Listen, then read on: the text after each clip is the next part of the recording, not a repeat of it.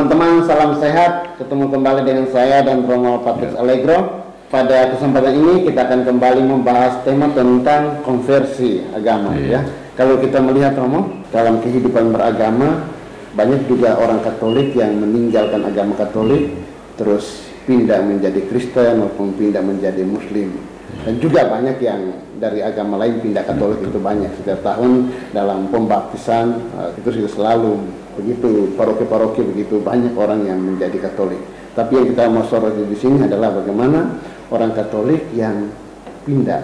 Dan kalau kita lihat tokoh-tokoh yang terkenal atau mereka yang dikenal oleh masyarakat, yaitu misalnya Deddy Corbuzier yang sudah kalau tidak salah baru 2 tahun pindah.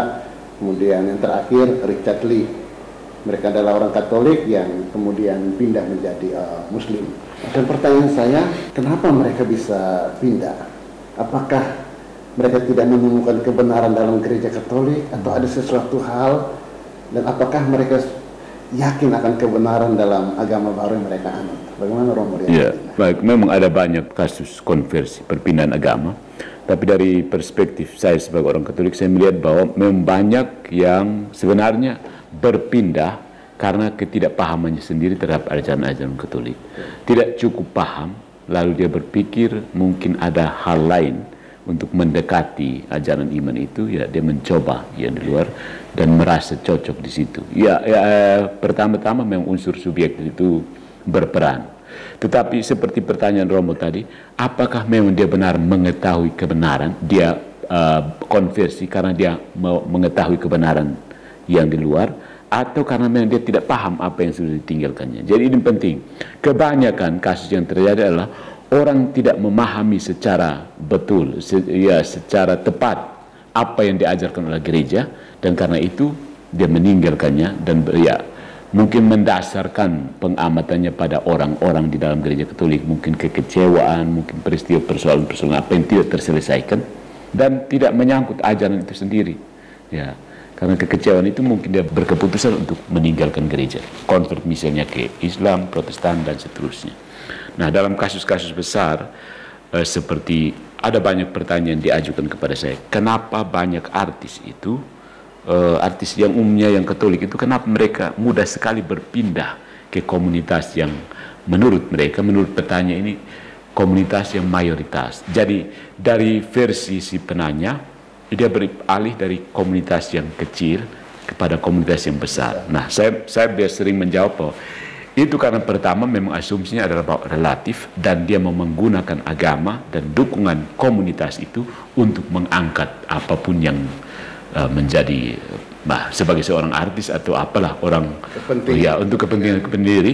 Dalam hal ini menurut saya pribadi kadang-kadang dia membutuhkan dukungan mayoritas yang besar, dan di Indonesia kita tahu kalau posisi berada dalam mayoritas bukan apa, tapi banyak hal sebenarnya dimudahkan ya, karena posisi mayoritas semua orang akan kenal kita seperti itu. Konflik mayoritas minoritas bukan, tapi sedikit saja misalnya kalau kita bandingkan dengan dukungan untuk panggung dan seterusnya, ya kan kelompok kecil bagaimanapun juga tetap tidak begitu memberikan kontribusi. Nah, jadi pertama-tama soal relativisme, yang kedua ketidakpahaman itu sendiri, dan yang ketiga sebenarnya banyak alasan subjektif itu yang menjadi tugas bagi kita untuk memeriksa sekali lagi. Ada satu hal, Romo, yang lagi viral itu, yaitu Richard Lee ini bertemu dengan pendeta Judas Lumoindong. Kemudian dalam cuplikan video itu, Richard Lee ini sungguh yakin iman akan Kristus. Tapi kok belum dalam waktu yang tidak lama, kok langsung pindah ke Islam. Banyak yang tanya, saya tidak terlalu perhatikan ya Richard Lee. Memang orang seperti itu, yang pertama saya latar belakang Richard Lee saya tidak tahu, dan berita yang beredar bahwa dia konversi agama secepat itu. Jadi menurut saya dia memang sedang membuat semacam tindakan sensasional lah. Begitu menggebu-gebu di hadapan wawancara pendeta, kemudian dengan begitu kontroversialnya juga mengadakan konversi agama. Jadi saya pikir mungkin ada banyak alasan subjektif di situ untuk berpindah agama. Atau menurut Romo bagaimana? yang Richard Lee. Saya pikir ada alasan subjektif. Ya, banyak alasan subjektif. Jadi tidak ada hubungan dengan kebenaran agama-agama yang dia lewati di situ. Tidak ada sama sekali. Ya. Nah, Richard Lee. Romo, ada beberapa artis yang dekat dengan para ustadz. Oh ya. Kemudian itu juga secara tidak langsung itu dalam obrolan-obrolan itu kalau tidak kuat itu bisa terpengaruh kalau iman Katoliknya tidak kuat. Ya, misalnya kalau sekarang saya melihat yang lagi viral yaitu si Fior misalnya yang baru menikah itu. Mereka Katolik kan? Misalnya Katolik. Terus. Kemudian ini lebih bergaul dengan para ustadz ini. Bisa saja mudah-mudahan mereka kuat dalam iman. Bagaimana? Maksudnya iya kita bergaul sih boleh-boleh saja. Hanya begini, ada pepatah yang mengatakan seperti ini. Dengan tunjukkan kepada saya teman-temanmu dan saya akan mengatakan siapa Anda. Jadi kalau misalnya sebagai seorang Katolik dan tidak pernah menjalin relasi kedekatan dengan sesama orang Katolik sendiri, sebenarnya kamu sudah pimpin agama Katolik, tapi justru pimpinan agama itu maksudnya sebagai persahabatan, oke, tapi kalau sering ke sana, memang ditakuti kamu akan terpengaruh banyak ke situ. Dan ya, kalau kamu tidak paham benar ajaran Katolik, itu berbahaya. Apalagi dengan prinsip bahwa ternyata semua agama kita semua orang bisa jadi baik. Akhirnya dengan persahabatan yang itu, dan ingat kalau persahabatan ada timbal balik, menganggap ada jasa-jasa, akhirnya kita mau balas jasa, sudahlah, mungkin lebih tepatnya kalau saya ikut kamu. Banyak sebenarnya orang bisa konversi atau meninggalkan iman Kristen hanya karena itu, sekedar karena kedekatan tanpa paham ajaran gereja dan prinsip seperti balas jasa. Sudah kita sering bersahabat, jadi bagaimana kalau saya ikut ke situ sih? Jadi sekali lagi untuk mungkin kita umat banyak juga bergaul dengan umat Katolik sendiri, terutama ada banyak pastor dan suster yang siap untuk menjadi sahabat-sahabat kita, terutama kalian yang mungkin berada mau mencari tertitik tergoncang banyak hal-hal. Ada banyak teman sahabat-sahabat Katolik yang siap mendengarkan kamu, terutama untuk orang-orang muda ya, karena mungkin kalau kita terlalu cari informasi yang berseliweran lalu kemudian mendekat ke orang yang salah, akhirnya kita akan dibawa ke arah yang salah. Itu menurut saya. Ada nasihat dari Monsinyur Pidiarto. Dia menceritakan pengalaman dulu ada orang yang mau pindah, dia betul yakin mau pindah. Terus oleh mamanya diantar ke Monsinyur Pidiarto.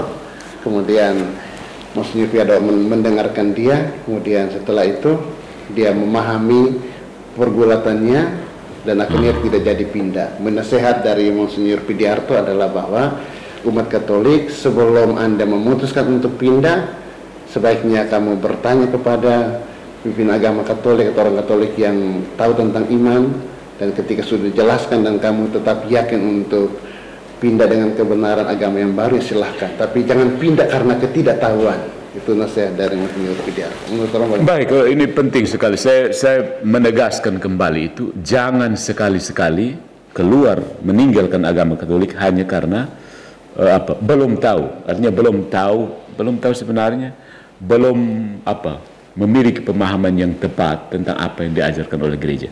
Kita tidak perlu paham semuanya, tapi paling kurang jangan meninggalkannya karena salah paham. Seperti tadi yang dijelaskan berdasarkan pengalaman Bapak Uskup tadi. Silahkan kalau sedikit meragukan dan merasa mau pindah, merasa ternyata ada sesuatu yang lebih masuk akal, lebih benar, lebih ikut sesuai dengan common sense. Coba tanyakan kepada romo-romo atau pengajar-pengajar, para katekis-katekis kita, atau bahkan orang tua kamu sendiri, terutama yang masih muda ya. Karena dari situ kamu bisa mendapat pemahaman yang tepat sesuai dengan gereja dan tradisi kita itu seperti ini. Nah dari situ, seperti tadi, sekali lagi jangan dulu meninggalkan gereja sebelum benar-benar tahu apa yang mau kamu tinggalkan itu. Ya, seperti jadi seperti kamu misa, ekaristi, ya, Trinitas itu apa, Bunda Maria posisinya seperti apa. Jangan cepat-cepat mengambil keputusan kalau belum tahu ya, ajaran yang sebenarnya seperti apa. Mungkin nasihat untuk beberapa artis Katolik. Kalau artis ini sulit ya. Menurut saya pribadi artis sulit karena kepentingan kamu banyak ya. Jadi kalau memang benar-benar kamu tampil sebagai artis yang Katolik, tetap pertahankan identitas Jangan seperti air di daun talas. Ketemu misalnya produser ke apa, manajer yang lebih ini, kamu merasa mendapat balas jasa dan kamu harus mengikuti keyakinannya. Tidak.